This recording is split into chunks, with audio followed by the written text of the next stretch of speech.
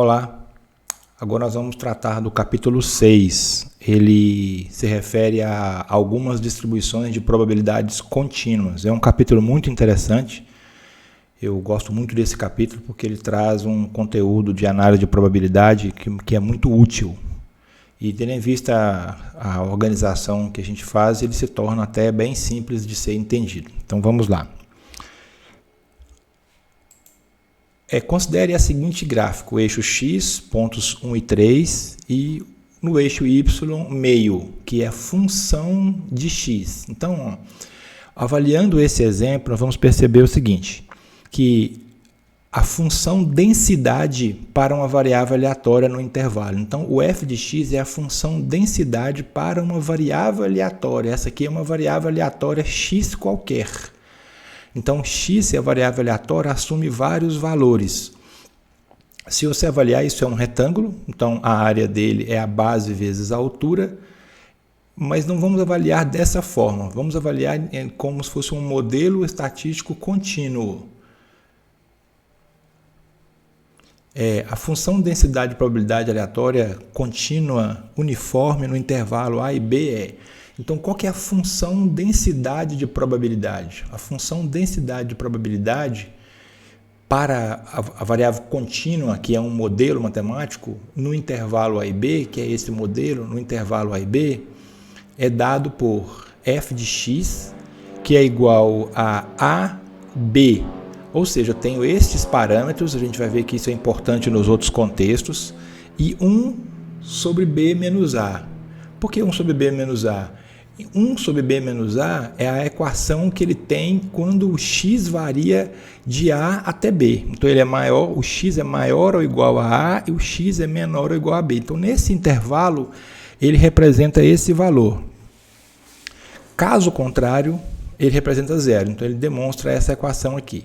Então, a média e a variância da distribuição uniforme são dadas por a média é A mais B dividido por 2 e a variância é dada por B menos A ao quadrado sobre 12. Advindo de alguns cálculos que não nos compete aqui avaliar, mas basta entender que para uma função contínua, nesse capítulo a gente trata de distribuições contínuas, é muito importante a gente entender esse primeiro modelo. A gente parte direto para a curva normal, porque a curva normal nada mais é do que uma equação. Essa equação aqui, da curva gaussiana, ela é exatamente um modelo matemático como esse, um pouco mais complexo, e que varia de parâmetros, varia a variável aleatória, varia em valores, e ele tem um ponto principal que é chamado de média, e esse é o desvio padrão.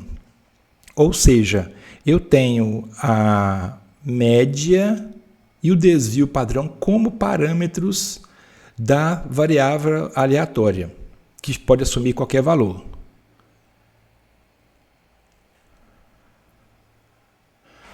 Bom, considerando a curva normal, a curva de sino ou a curva gaussiana, eu posso ter algumas situações que eu vou mostrar agora. Olha, para a variável aleatória eu tenho médias diferentes, mas eu tenho o mesmo desvio padrão. Então, elas são apenas deslocadas no eixo X, devido às médias serem diferentes, mas o desvio padrões são iguais. Agora, tem um contexto diferente. Elas têm médias iguais, mas desvios padrões diferentes. Esse comportamento é que dá à função gaussiana uma possibilidade de se adaptar a um grande número de dados que seguem o modelo normal. Aqui eu tenho a junção dos dois exemplos. Eu tenho uma média que se afasta uma da outra, da variável aleatória, e um desvio padrão que é diferente. Então, isso me mostra que eu posso ter dados de formas diferentes. Tem várias análises que a gente pode fazer com esses contextos de desigualdade. Nós vamos trabalhar basicamente com esse contexto aqui. Da variável aleatória, eu quero calcular a probabilidade da variável aleatória ser maior do que um x qualquer e menor do que um x qualquer. Então, eu quero a área dessa região sombreada, que é exatamente a área dessa figura. como se eu estivesse calculando a área de um retângulo. Então eu vou basicamente trabalhar com a integração dessa curva entre A e B, ou de x1 a x2. A área quer dizer probabilidade, ou valores de P. Agora vamos para algumas equações matemáticas que envolvem essa distribuição. Então, a distribuição normal, a densidade da variável aleatória normal x com média e variância é. Então, ó, a densidade de x, esse é o valor pontual, n, um valor pontual. Ele é com a média e o desvio padrão, é dado por essa equação, ok? Onde as constantes π e e são dadas aqui. E ela varia de menos e mais infinito. Então, nessa aqui, a gente não tem um toque no eixo x aqui, não. Tudo bem. Então, aqui é a função densidade, a densidade da variável, ou seja, o valor pontual da variável. Agora, áreas abaixo da curva. Então, ó, portanto, a curva normal da figura anterior, se eu for integrar, ou seja, calcular a probabilidade ou a área da variável aleatória x entre dois intervalos, eu vou integrar um valor pontual, que é a equação, baseada nesses dois parâmetros, em dx. Então, a integral disso vai me dar esse valor. Essa integral vai ser calculada por nós o tempo todo para que nós possamos estimar o valor da área entre o x1 e o x2. Então, basicamente, o nosso trabalho é calcular essa probabilidade em função da curva normal. Representa a área da região sombreada. Agora, nós temos um conceito de transformação, que é eu tenho uma média e um desvio padrão, e um valor x1 e x2. Esse x1 e x2, eu preciso transformar esses valores para os padrões de z, que nada mais é do que eu fazer uma equação de comparação de parâmetros. Ou seja, eu vou fazer com que o x seja representado como z, o x1 como z1, o x2 como z2, a média como 0 e o desvio padrão como 1. Se eu normalizei ou se eu transformei, eu posso consultar tabelas de cálculo de área. Com base nessas tabelas de cálculo de área, eu consigo estimar qualquer probabilidade. Como a gente está utilizando algumas calculadoras, a gente vai fazer isso um pouco mais simples e um pouco mais visual, para ajudar no entendimento. Mas o conceito, basicamente, de transformação é essa.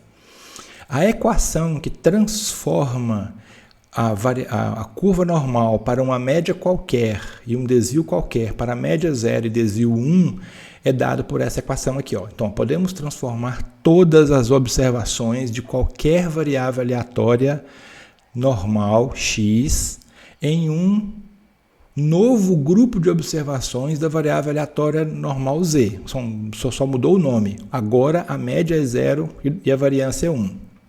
Isso pode ser feito através dessa equação. Então, eu pego a média e o desvio padrão, que já é dado em função da curva original, e pego o x, a variável aleatória, x1 e x2, e gero a variável aleatória z, z1 e z2, porque a variável aleatória pode assumir qualquer valor, por isso que a gente usa o z maiúsculo, e o z minúsculo é a representação de um valor pontual dessa variável aleatória. A distribuição da variável aleatória normal com média e variância, que é sempre dito nessas condições para fins de padronização, é chamada de distribuição normal padrão. Então, quando se trata de distribuição normal padrão, a gente tem que trabalhar com a distribuição variável aleatória normal, ou seja, eu sei que a média é 0 e a variância é igual a 1.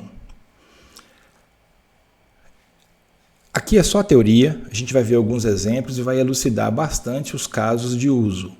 E vai ficar bem mais simples vocês entenderem a aplicação. Agora, além das distribuições que a gente está vendo agora, a gente está trabalhando com a normal, ok? Tem essa equação.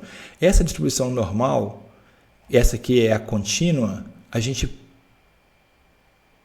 tem esse modelo e esse modelo da normal. Agora, existem outras distribuições, como a gama. A gama é uma distribuição especial com uma equação diferente da normal em função do parâmetro gama. Essa foi a distribuição que eu trabalhei no meu mestrado. Aliás, trabalhei com todas elas, né? mas essa aqui foi a mais importante que se ajustou a 1.200 estações climáticas de Minas Gerais. Então, a função gama ela não é fácil de ser calculada, porque ela tem vários problemas de estimação matemática. Ela é utilizada, essa aqui é a variável, tudo bem, vamos focar aqui. A função gama é definida por essa equação, ok? A distribuição gama utiliza a função gama. A função gama é uma parte da distribuição gama. A distribuição gama tem dois parâmetros, alfa e beta, e ela é basicamente igual à distribuição normal, porque ela tem dois parâmetros, não tem mais, porque outras distribuições têm mais parâmetros. A variável aleatória contínua x, um valor pontual, tem uma distribuição gama com parâmetros alfa e beta se uma função de densidade for dada por essa equação, ok? Então, caso contrário é zero, então ela é muito bem definida. A exponencial é um caso particular da função gama, então essa parte permanece onde o alfa é igual a zero. Essa parte permanece, como o alfa é igual a zero, elimina esse e esse ponto. Então fica 1 sobre beta, como o alfa é zero, é 1, ele vai eliminar essa parte. Então a variável aleatória contínua tem uma distribuição exponencial com parâmetro beta, se uma função de densidade é dada. Então, como eu tenho as funções de densidade, eu posso calcular as integrais dessas equações, porque as funções de densidades me dão os valores pontuais, é só integrar. Então aqui a gente já tem agora a distribuição gama para trabalhar, a distribuição exponencial. Então aqui nós temos um exemplo, ó, a distribuição gama com valores de alfa igual a 1, beta igual a 1, alfa igual a 2, beta igual a 2 e alfa 4, beta 1. Ou seja, está vendo? Olha, essa aproxima muito da distribuição normal, mas ela é bem... ela toca mais o eixo x no início e pouco no final. Então essa distorção que a distribuição gama pode oferecer, que quando o alfa é igual a 1, ela é a distribuição exponencial. Se o alfa for igual a 1, é a distribuição exponencial. Ela se molda muito aos dados. Como ela se molda muito aos dados, ela é fácil de ser trabalhada. A média e a variância da distribuição gama. Então, a média e a variância é dada por essas equações, ok? A média e a variância da exponencial é dada por essas equações, média e variância. Então, com base nessas equações, eu consigo estimar os valores iniciais para calcular as funções de densidade. Aí nós temos uma outra distribuição, que é a Q quadrado. A variável aleatória contínua x tem distribuição Q quadrado, com V graus de liberdade. E sua função de densidade é dada por isso. Agora, a função Q quadrado ela não trabalha muito com parâmetros em função dos dados, e sim da quantidade, que o V é graus de liberdade, ou seja, quantos dados eu tenho. Quanto maior o grau de liberdade, mais interessante é. É um número inteiro positivo, então é dado por essa equação. Tem a média e a variância dada por esses valores, ok?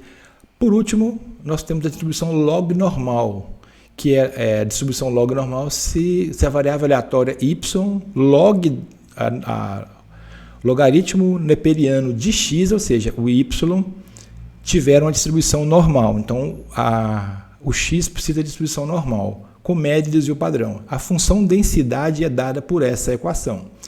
Então, essa distribuição log normal ela é uma normalização neperiana da distribuição normal. É uma transformação neperiana da distribuição normal. Essa é a última. Sim, aqui tem o gráfico da log normal, ela se assemelha um pouco à distribuição normal, mas bem assintótica à esquerda. A média e a variância da distribuição log normal é dada por essa e por essa equação. Okay? Não precisa ficar preocupando a gente detalhar cada uma dos parâmetros dessa equação, que apenas são números e variáveis mesmo. Sim, perdão, a última equação é a Weibull. O Weibull também, eu trabalhei com ela, que ela também usa distribuição gama. A variável aleatória contínua x tem distribuição Weibull, com parâmetros alfa e beta, e a sua função densidade é dada por essa equação. Então, se eu tenho a função densidade, eu posso integrar e fazer o cumulativo, ok? Essa é a distribuição Weibull. Você pode notar que é o Weibull com parâmetros 3,5 é basicamente uma distribuição normal. E com beta igual a 1, ela é muito a distribuição exponencial. Então a Weibull ela se ajusta muito a qualquer outro tipo de distribuição matemática. Ela é muito interessante, porque ela é muito versátil, ou seja, ela consegue explicar muitos dados. A média e a variância da distribuição Weibull é dada por isso, aí que vem o problema, que a média e a variância dela só é calculada com base no gama, na função gama, e a função gama é muito complexa, ela já é uma integral, e aí a coisa fica um pouco mais complicada. Eu creio que seja a última. A função de distribuição acumulada da distribuição Weibull também é dada, porque a função de distribuição acumulada é uma somatória, a gente vai ver isso também, é dada por essa função. Parece simples, mas o cálculo desses parâmetros alfa e beta são bem puxados. Sim, isso mesmo. Então vamos rever aqui um conceito muito importante para vocês entenderem a simplicidade do processo. Vamos lá em cima. Essa é a distribuição contínua, essa é a distribuição normal com essa equação, ok? A função densidade dela. Essa é a curva gaussiana, que a gente vai calcular a probabilidade através das áreas. Então, como nós vamos trabalhar muito com a função normal, as distribuições gama e as exponenciais, e a Q², log normal e a Weibull vão seguir exatamente todo o entendimento que nós tivermos da distribuição normal. Por isso que é muito importante a gente focar na distribuição normal e entender com praticidade o uso da mesma, ok? Então agora nós vamos partir para alguns exemplos para que a gente possa utilizar a distribuição normal e fazer uma aplicação desses conceitos, principalmente com as transformações, são muito importantes. Muito obrigado.